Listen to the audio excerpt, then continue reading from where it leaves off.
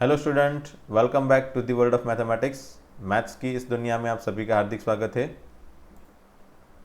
Okay, this is my 8th video lecture for the chapter 2 inverse trigonometric function which is ITF. In our last two video we have completed almost 12 question of this exercise, miscellaneous exercise, or we can say final exercise of chapter 2 from question 1 से लेके question 12. Okay, and we are left with 5 question, that is question 13, 14, 15, 16 and 17. Okay, तो start करते हैं question number 13 से। यहाँ पे 13 and 14 ये दोनों क्वेश्चन में हमको सॉल्यूशन फाइंड करने हैं। और मेरे ख्याल से आप लोग को एक चीज़ अगेन याद होगी कि इनवर्स ट्रिग्नोमेट्रिक क्वेश्चन में, इनवर्स ट्रिग्नोमेट्रिक इक्वेशन में जब भी x की वैल्यू फाइंड करनी हो तो after finding value of x we always need to verify all the value of x in our question, है ना। इक्वेशन जो दिया है उसके अंदर हम वेरीफाई करेंगे। If it will satisfied that equation then and then that value will be our final solution, otherwise not. Okay, so that's what we always performed in our last some questions जिसमें हमको solution करने थे, and that is also we are going to perform in this particular question also. Okay, so start करते हैं question number 13 से। 2 tan inverse cos x equal to tan inverse 2 cosec x। Most probably सबने आपने देखा होगा कि जो solution वाली इक्वेशन है उसमें यहाँ पे tan इनवर्स मोस्टली फॉर्म होते हैं। तो मोस्टली सामने सामने दोनों अगर tan इनवर्स है तो tan इनवर्स के फॉर्म में सब कुछ क्रिएट कर लो। जैसे यहाँ पे 2 tan इनवर्स है तो ये आगे का 2 भी निकल जाना चाहिए। तो definitely 2 tan inverse cos x को हम अलग से अगर सिंप्लीफाई करना चाहे तो क्या होता है पता है ना आपको। 2 tan इनवर्स cos x मतलब होता क्या है, tan inverse cos x plus tan inverse cos x, है ना, ये मैंने पहले ही बताया था, plus tan inverse cos x। और ये tan inverse x plus tan inverse y का फॉर्मूला लगा दो इसमें, तो क्या फॉर्मूला हो जाएगा भाई, tan inverse of x plus y which is cos x plus cos x, that is 2 cosec x divided by 1 minus x y, मतलब cos x into cos x that is cos square x।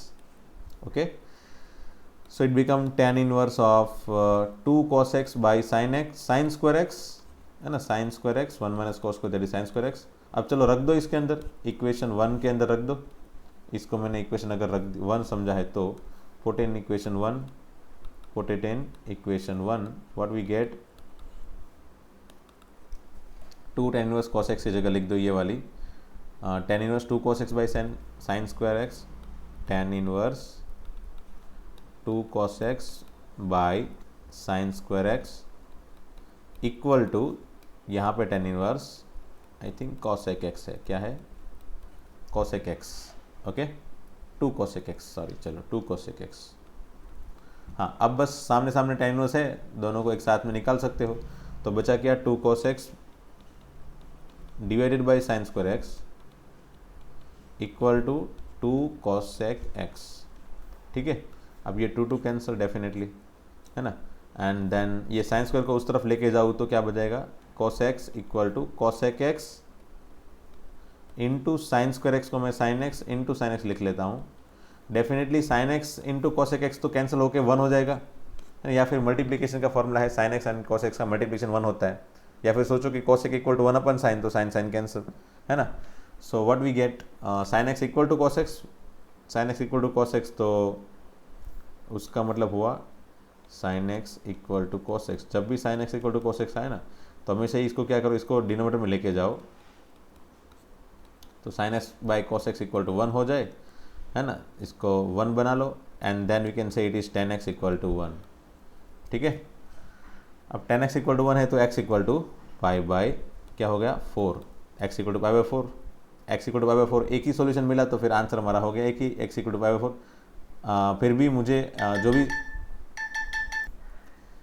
भी मुझे x equal to pi by 4 जो मिला उसको वापस एक बार equation के अंदर चेक करना है, जो क्वेश्चन है उसके अंदर रख के चेक करना है। तो चलो चेक कर लेता हूँ वेरिफिकेशन LHS में 2 tan inverse cos x by putting x equal to pi by 4, LHS क्या बनेगा भाई 2 tan inverse of cos x equal to 2 tan inverse of cos pi by 4 which is 1 by root 2। So what we get, tan inverse of 1 by root 2 plus tan inverse of 1 by root 2, that is 1 by root 2 plus 1 by root 2 by 1 minus 1 by root 2 into 1 by 2, that is 1 by 2. So what we can say here, अगर cross multiply करते तो root 2 plus root 2 that is 2 root 2 इसका LCM again √2 into √2 that is 2, और इसका LCM में भी दोनों के LCM cancel and 2 - 1 which is 1. So finally tan inverse 2√2 आया, tan inverse 2√2. And then RHS देख लो, RHS में क्या है भाई, tan inverse of 2 cosec x. Okay, then x की जगह अगर मैं π/4 ले लूँ तो cosec π/4 क्या होता है भाई, √2.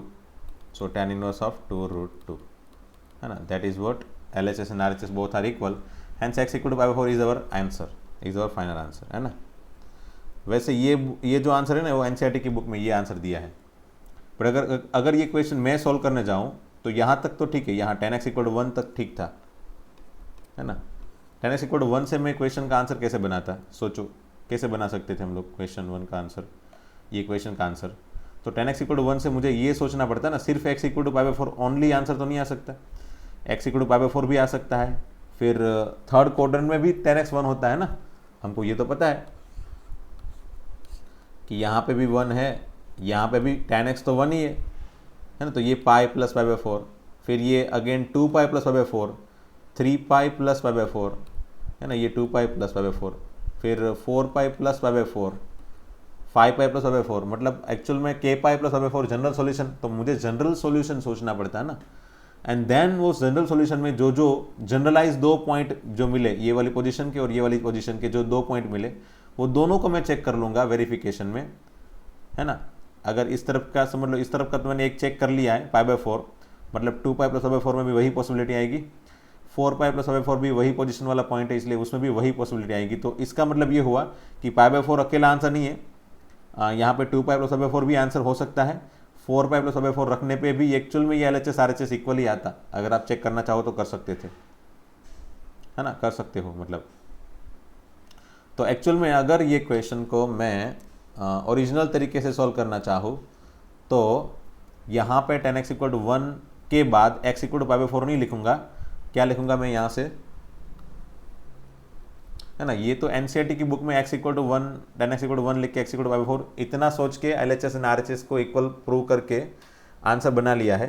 But I don't think so कि x = π/4 is the only possible answer for this particular question, है ना. ये क्वेश्चन का x = π/4 ओनली पॉसिबल आंसर नहीं हो सकता. We can take other value also based on this tan x = 1. So let me take tan x = 1 over here once again. Okay, tan x = 1, यहाँ से question को एक्चुअल में original तरीके से solve करना है, तो यहाँ से मैं यहाँ पे जो सॉल्व करवा रहा हूँ वो करना है. tan x = 1 है तो जनरलाइज तरीका है ना x फाइंड करने का, तो 1 की जगह मैं लिख देता था tan π/4.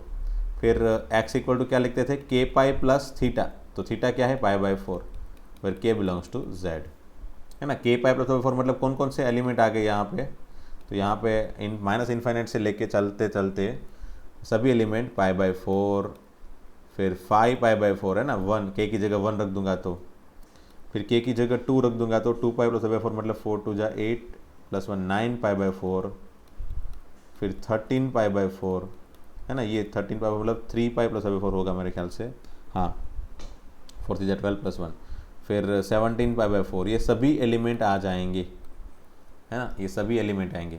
और अगर मुझे चेक करना है तो मैं क्या क्या चेक कर सकता हूँ, तो मुझे चेक करना है तो मैं 2 पॉसिबिलिटी में चेक करूँगा. एक तो समझ लो, तो ये यूनिट सर्कल में आप देख सकते हो π/4 वाला पॉइंट यहाँ पे है, 5π/4 यहाँ पे है, फिर 9π/4 यहाँ पे है, एंड 13π/4 इस तरफ है, फिर अगेन 17π/4 यहाँ पे है ना. मतलब 0 प्लस π/4 ये वाला होगा, पाई प्लस π/4 मतलब 5π/4, 2π प्लस π/4 मतलब 9π/4, 3π प्लस π/4 मतलब 13π/4, 4π प्लस π/4 मतलब 17π/4, इस तरह से है. तो ये सभी जो पॉइंट है वो एक पोजीशन में है, मतलब ये सभी पॉइंट में से कोई एक पॉइंट में अगर चेक कर लो तो ये सभी पॉइंट, अगर ये पर्टिकुलर पॉइंट चेक करो और वो अगर सॉल्व कर रहा है, वो होल्ड कर रहा है, सेटिस्फाई कर रहा है इक्वेशन को, तो ये भी इक्वेशन को सेटिस्फाई करेगा, ये भी करेगा, मतलब ये सभी पॉइंट सेटिस्फाई करेंगे. मीनवाइल अगर मैं सिर्फ 5π/4 को चेक कर लूँ, अगर वो सेटिस्फाई कर जाएगा तो मतलब 13π/4 भी हो जाएगा होल्ड, उसके बाद के भी पॉइंट, मतलब सभी पॉइंट हो जाएंगे. सो फाइनली अगर ये दोनों होल्ड कर रहे हैं 5π/4 एंड 5π/4, देन इट मीन्स कि ये सभी पॉइंट मतलब अल्टीमेटली ये सेट के सभी पॉइंट, मतलब अल्टीमेटली ये जनरल सोल्यूशन पूरा का पूरा हमारा आंसर हो जाएगा, है ना। सो लेट मी चेक ये वाला पॉइंट, क्योंकि ये वाला पॉइंट तो मैंने चेक कर लिया है, इससे मुझे ये सभी पॉइंट तो कंफर्म हो गए कि ये सभी पॉइंट तो डेफिनेटली आएंगे। अब मुझे सिर्फ ये वाला चेक करना है 5π/4 आ रहा है या नहीं आ रहा है ना। So let me check x equal to 5π/4। 5π/4 कैसे बना था, पाई प्लस π/4 से, है ना। ये यहाँ पे पाई है, उसमें सिर्फ π/4 ऐड करके बना है 5π/4। ओके, तो LHS क्या होगा बने भाई, यहाँ पे LHS जो है वो 2 tan इनवर्स cos x है। तो x की जगह रख दूंगा अगर मैं suppose 2 tan inverse of cos x की जगह पाई प्लस π/4 रख लूँ, तो पाई प्लस π/4 मतलब third quadrant, and third quadrant में cos क्या है भाई, डेफिनेटली नेगेटिव है, तो माइनस cos π/4 है ना, माइनस cos π/4, ठीक है। एंड ये माइनस साइन तो मैं बाहर ले लेता हूँ, tan इनवर्स ऑफ cos π/4 क्या हो जाएगा, cos π/4 हो जाएगा मेरे ख्याल से 1/√2, ठीक है। एंड अगर मैं 2 tan इनवर्स ऑफ 1/√2 को, मतलब 2 tan इनवर्स को 2 tan इनवर्स 1/√2 का आंसर बनाना चाहूँ तो क्या आ जाएगा, तो मेरे ख्याल से वो तो मैंने बना लिया था। 2 tan इनवर्स 1/√2 का आंसर है tan इनवर्स 2√2, है ना, आफ्टर कैलकुलेशन। तो यहाँ पे माइनस ऑफ 2 tan इनवर्स 2√2, बस ये हो जाएगा। बस वो आगे वाले क्वेश्चन से यहाँ पे क्या फ़र्क है भाई, माइनस में है LHS, तो फिर RHS में भी अगर नेगेटिव आ जाए तो फिर वो दोनों सेटिस्फाई हो जाएगा, है ना। नेगेटिव अगेन ये सिमिलर आंसर आ जाए तो अच्छा ये सॉरी हाँ, ये 2 नहीं आएगा ना, ये 2 नहीं आएगा, क्योंकि ये 2 tan इनवर्स 1/√2 का आंसर ये है ना, तो ये नहीं आएगा। माइनस ऑफ tan इनवर्स 2√2, ठीक है, minus of tan inverse 2√2, okay. हाँ, RHS के आंसर देखते हैं, चलो यहाँ पे भी वैल्यू रख लेते हैं, tan inverse of 2 into cosec pi plus π/4, ठीक है। अगेन थर्ड क्वाड्रेंट में cosec की वैल्यू क्या आएगी भाई, cosec भी थर्ड क्वाड्रेंट में नेगेटिव है, तो -2 cosec π/4। अच्छा, माइनस बाहर ले लूँ मैं, minus of tan inverse cosec π/4 की वैल्यू क्या आएगी भाई, √2। अच्छा, आगे 2 तो है ही, 2√2, तो ये हो गया ना। अगेन RHS भी -2 tan इनवर्स 2√2 हो गया। So LHS and RHS both are same, hence x equal to π/4, 5π/4 भी होल्ड कर रहा है ना, x इक्वल टू 5π/4 भी होल्ड करेगा। इट मीन्स व्हाट कि x इक्वल टू 13π/4 भी होल्ड करेगा, वो पोजीशन वाले सभी पॉइंट होल्ड करेंगे। तो ये पोजीशन वाले भी सभी पॉइंट होल्ड करेंगे एंड ये वाले भी सभी पॉइंट पोजीशन होल्ड करेंगे, मतलब ये पूरा का पूरा सेट सेटिस्फाई हो जाएगा। इट मीन्स कि ये हमारा फाइनल आंसर यहाँ पे एक्चुअल में x equal to k pi plus π/4 होना चाहिए, है ना। हैंस सॉल्यूशन क्या हो जाएगा भाई, सॉल्यूशन हो जाएगा x equal to k pi plus π/4। Actual में ये आंसर आना चाहिए, बट NCERT की बुक में सिर्फ एज एन आंसर π/4 दिया है ना। हमको एक्चुअल में k पाई प्लस π/4 आंसर लिखना चाहिए, क्योंकि आप कोई भी वैल्यू रखो, ये π/4 वाली वैल्यू रखो या फिर ये वाली वैल्यू रखो इस तरफ की पोजीशन की, या फिर इस तरफ की कोई पोजीशन की वैल्यू रखो, it will always satisfied our question, है ना। ये जो इक्वेशन है उसको ऑलवेज सेटिस्फाई करेगा। और हमेशा ही हमको ये पता है कि सॉल्यूशन क्या होता है, x की वो वाली वैल्यू जो इस इक्वेशन को सेटिस्फाई करे। तो x की वैल्यू π/4 रखो या 5π/4 रखो या फिर 9π/4 रखो या -3π/4 रखो, है ना। वो नेगेटिव में भी अगेन वही सिमिलर उल्टा सर्कल चलता जाएगा पे, है ना।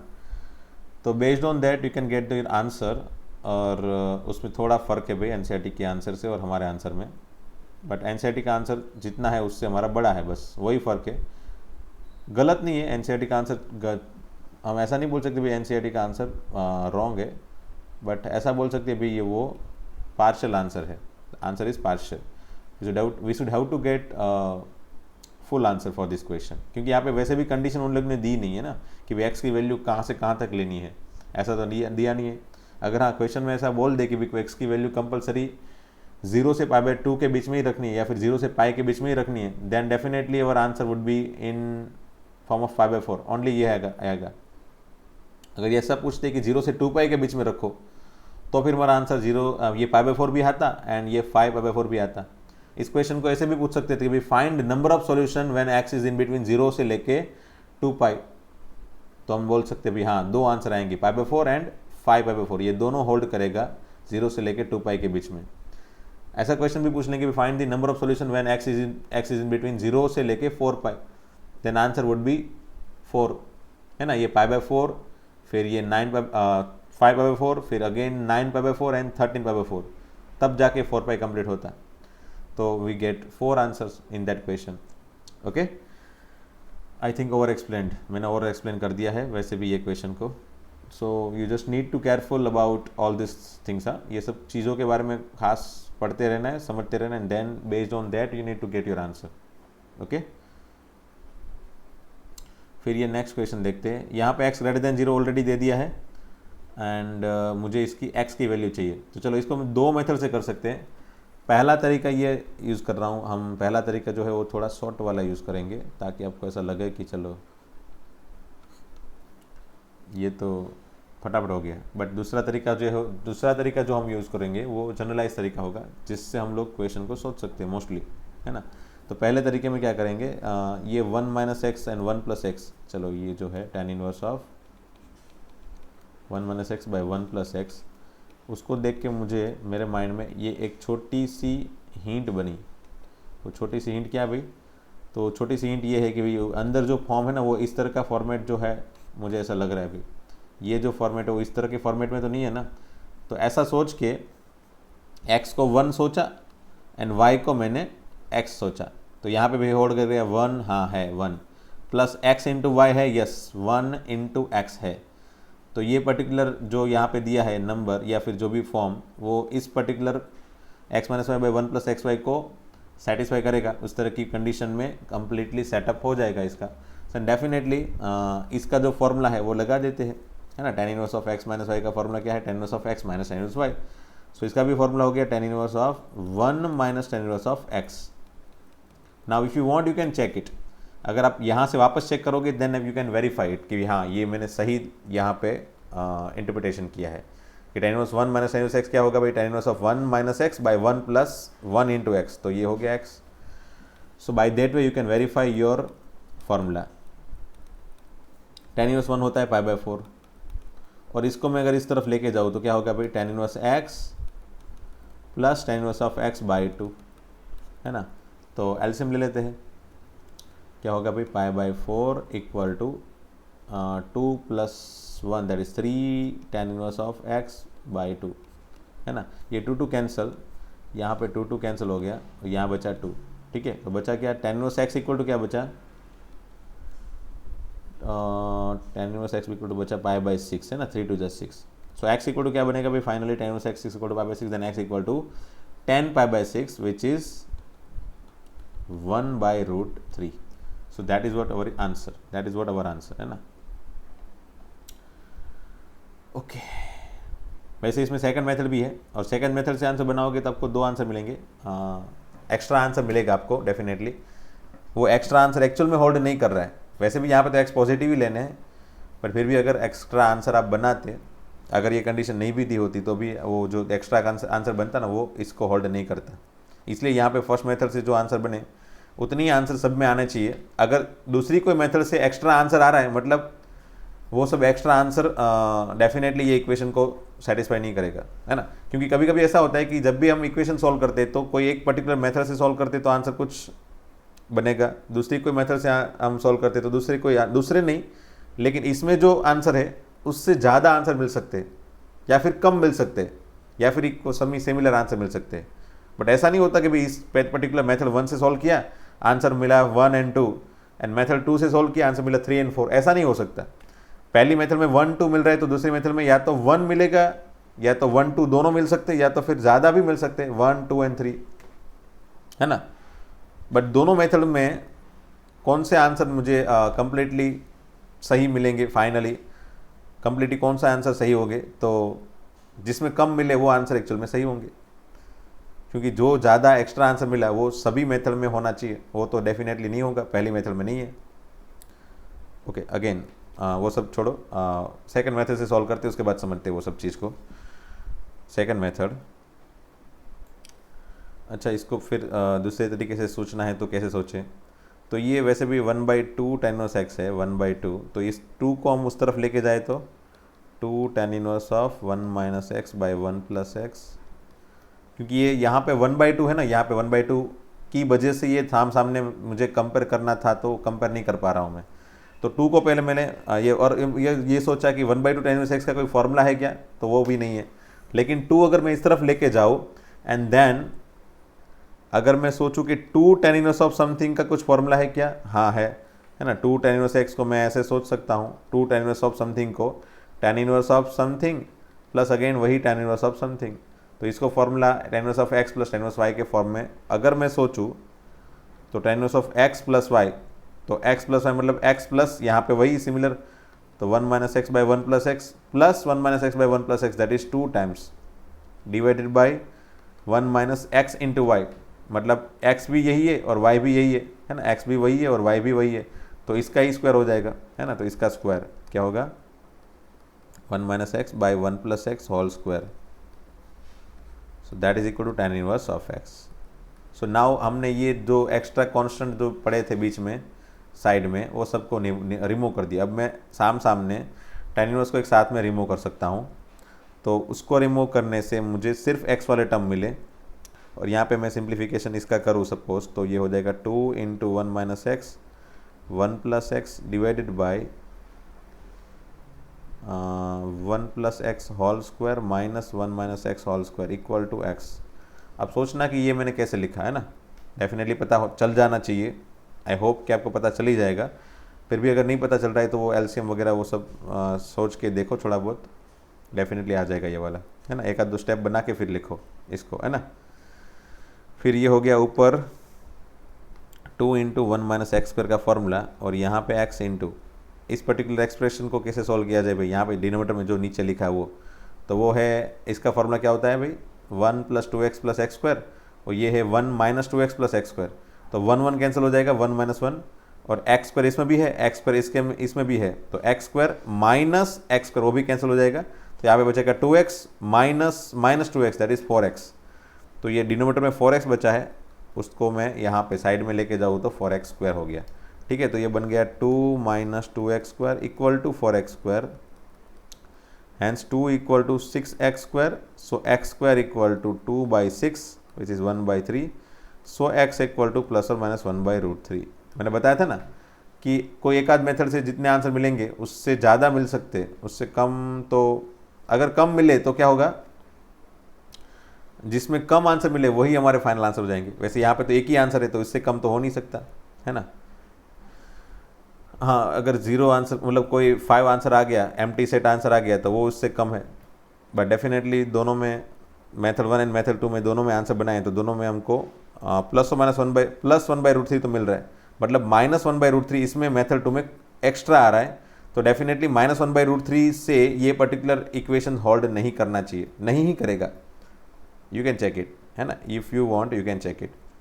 तो ये अगेन अब वेरिफिकेशन का टाइम आ गया। तो वेरिफिकेशन में अगर सेकंड मेथड यूज़ करते तो आपको 2 नंबर को लेके वेरिफिकेशन करना पड़ता, और अगर फर्स्ट मेथड यूज़ करते तो आपको सिर्फ एक ही नंबर का, ये 1/√3 का ही वेरिफिकेशन करना पड़ता। तो चलो वेरिफिकेशन डेफिनेटली कर ही लेते हैं। तो क्या होगा, so by taking x equal to 1/√3 if you want to verify it, then ये 1 - x बाई 1 + x में जस्ट x की जगह 1/√3 रख लो, what we get here 1 + 1/√3, so that will be the answer of √3 - 1, LCM लेने पे √3 LCM कैंसल, और rationalise देने पे नीचे √3 - 1 से ऊपर नीचे मल्टीप्लाई कर देते हैं,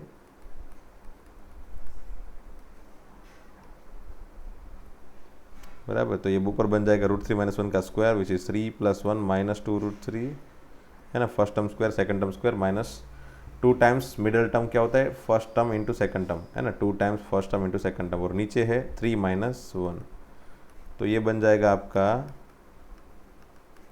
4 - 2√3 विच इज़ 4 डिवाइडेड बाई 2, तो नीचे 2 को डिवाइड कर लोगे तो 4/2 2 - √3, तो ये हो गया अपना LHS। फिर RHS क्या बनेगा देखो, तो ये हो गया 1/2, एक्स की जगह रख लिया मैंने 1/√3। तो 1/√3 मतलब कितना होता है भाई, π/6, तो ये हो गया π/12। अगर अगर अगर आपको थोड़ा बहुत याद हो तो tan 1 2 - √3 भी π/4 π/12 ही होगा। क्यों ऐसा होता है भाई, तो याद करवा लूँ मैं, जैसे tan π/6 1/√3 होता है ना, π/6 1/√3 होता है, वैसे ही tan π/12 जो होता है उसकी वैल्यू होती है 2 - √3, है ना। सो डेफिनेटली π/12 इक्वल टू क्या होगा भाई, tan इनवर्स 2 - √3 है ना, tan इनवर्स 2 - √3 इक्वल टू क्या हो जाएगा, π/12।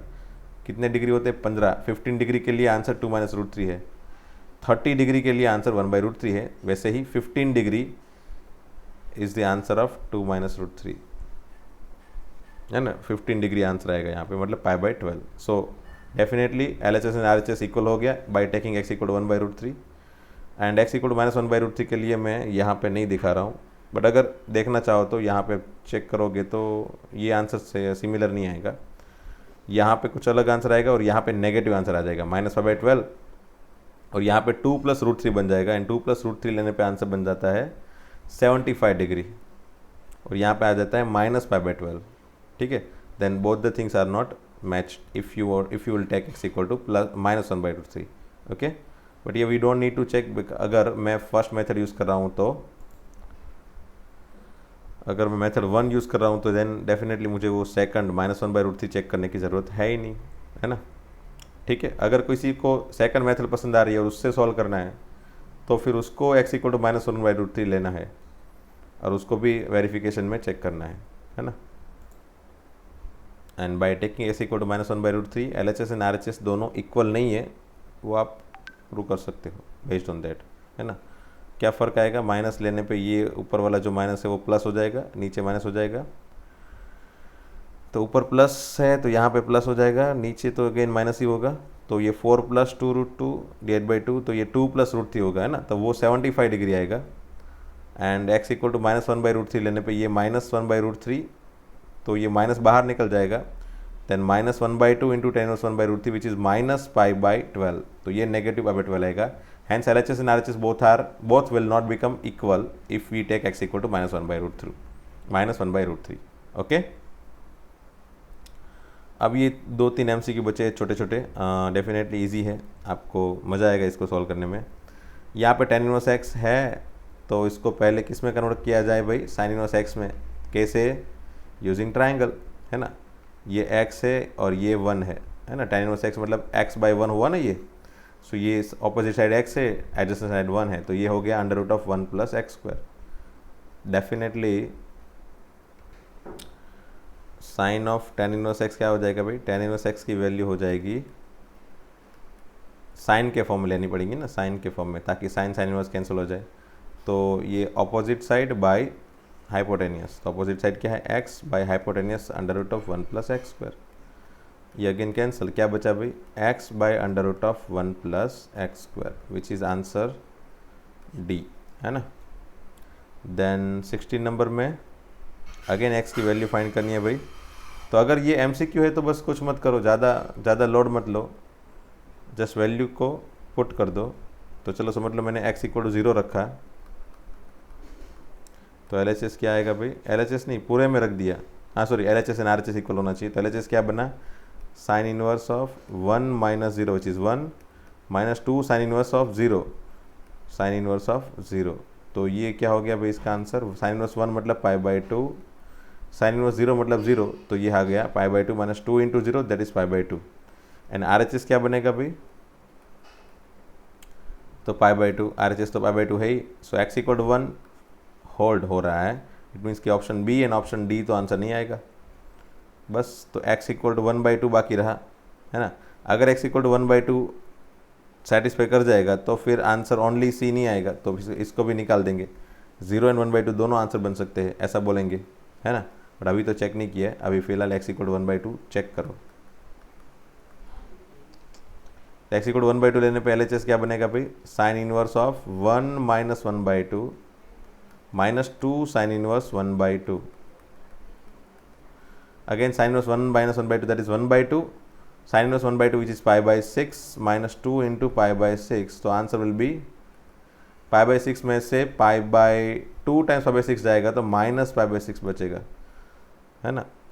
ओके हाँ बस, तो आर एच एस क्या है फिर, R H S again, R H S तो फिर फिक्स है, आर एच एस तो पाई बाई 2 ही है। सो एक्स इक्वल 1/2 में दोनों आंसर सिमिलर नहीं आए तो एक्स इक्वल 1/2 होल्ड नहीं करेगा। So option A is the only, sorry x equal 1/2 hold नहीं कर रहा है, तो एक्स इक्वल 1/2 होल्ड नहीं कर रहा है तो मतलब ऑप्शन ए नहीं आएगा, ऑप्शन सी आएगा, है ना। ओनली 0 होल्ड करेगा, 1/2 होल्ड नहीं करेगा, है ना। तो ऑप्शन ए भी नहीं आएगा, बी भी नहीं आएगा एंड डी भी नहीं आएगा। ओके फिर ये लास्ट क्वेश्चन ये चैप्टर का एनसीईआरटी के फॉर्म में ये लास्ट क्वेश्चन, है ना। तो अगेन ये क्वेश्चन को भी मुझे अगर सॉल्व करना है तो मैं लंबे लंबे तरीके भी यूज़ कर सकता हूँ, बट अगर ऐसा क्वेश्चन कभी भी दिखाई दे ना तो छोटी सी हिंट सोचो, यहाँ पे एक्स बाई वाई का फॉर्मेट है, तो अगर पॉसिबल है यहाँ पे एक्स बाई वाई का फॉर्मेट बना लूँ तो वो बन जाएगा ना, आराम से बन जाएगा। कैसे बनेगा भाई, तो मैं क्या करता हूँ, ये सभी एलिमेंट को वाई से डिवाइड कर लेता हूँ, सभी को। हाँ भाई सभी को मतलब ये पहले एलिमेंट को y से डिवाइड किया तो क्या हो गया x minus X by Y, minus इसको y से डिवाइड किया तो हो गया 1 डिवाइडेड बाई इसको y से डिवाइड किया तो हो गया x by Y, and then इसको y से डिवाइड किया तो हो गया 1। ठीक है, ये हो गया अपना पहला। तो ये अगेन इसके अंदर x बाई वाई का फॉर्मेट आ गया, है ना। अब मैं क्या सोच सकता हूँ भाई, tan inverse of x by Y minus ये जो है इसको can I write this x minus Y by 1 plus X Y form, तो हाँ इसको इस तरह के फॉर्म में मैं सोच सकता हूँ, है ना। x by Y minus 1 divided by 1 plus पीछे है तो 1 तो प्लस लिख सकता हूँ, एंड ये 1 इंटू एक्स बाई वाई लिख सकता हूँ इसको, है ना। So as you can see ये जो है ये इस तरह के फॉर्मेट में, यहाँ पे जो फॉर्मेट है उस तरह के फॉर्मेट में मैंने यहाँ पे लिख दिया। सो फाइनली अगर मैं इसका फॉर्मूला यूज़ करूँ, पीछे वाले टर्म का फॉर्मूला यूज़ करूँ, आगे वाला एज इट इज़, तो ये फॉर्मेट क्या बन गया भाई, tan inverse of X by Y minus tan inverse of 1, है ना। ब्रैकेट बड़ा ले लेना भाई, क्योंकि ये नेगेटिव जो है वो बाहर है, इसका आंसर मैंने ब्रैकेट के अंदर लिख दिया है। अब definitely this will be cancelled, ये दोनों तो कैंसल्ड हो गए और बचा क्या, minus minus plus tan inverse of 1, और tan इनवर्स 1 इक्वल टू क्या होता है, pi by 4। So answer is pi by 4, है ना। That option is C, option क्या आएगा, सी आएगा। So by this way we have completed our exercise, miscellaneous exercise of chapter 2, है ना। चलो मिलते हैं फिर नेक्स्ट लेक्चर में दोस्तों, थैंक यू वेरी मच।